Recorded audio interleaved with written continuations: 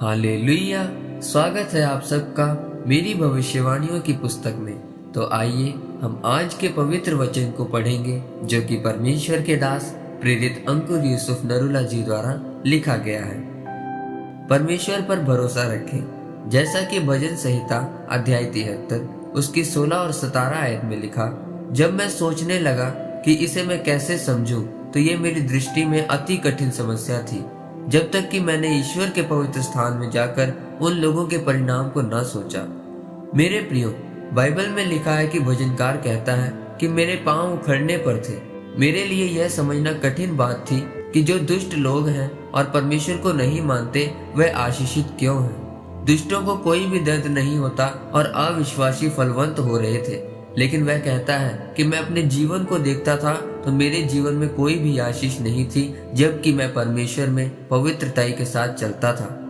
वह कहता है कि मैं उस उलझन में था, लेकिन जब मैं परमेश्वर के पवित्र स्थान में गया तो वहां जाकर मैंने क्या देखा कि परमेश्वर ने मुझे समझाया कि उनकी आशीष क्षण भर की है।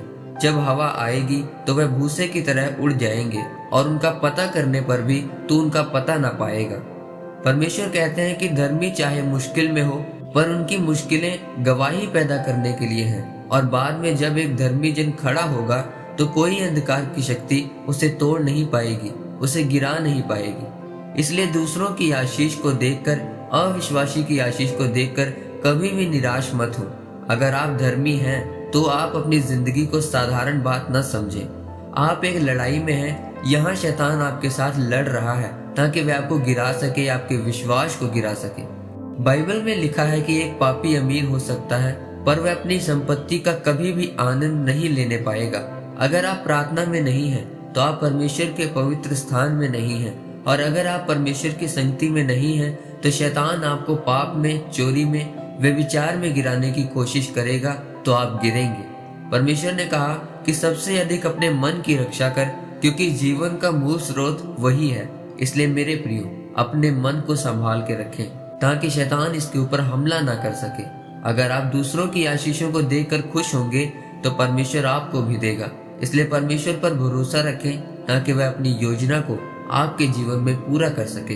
परमेश्वर इस वचन के द्वारा आपको आशीषित करे। आमीन।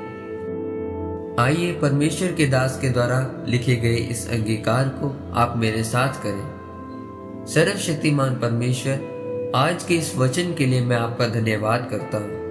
परमेश्वर, मैं अंगीकार करता हूँ कि मैं अपने जीवन के हर हालात में आप पर भरोसा रखूंगा और दूसरों की आशीषों को देखकर अपना मन नहीं फिराऊंगा।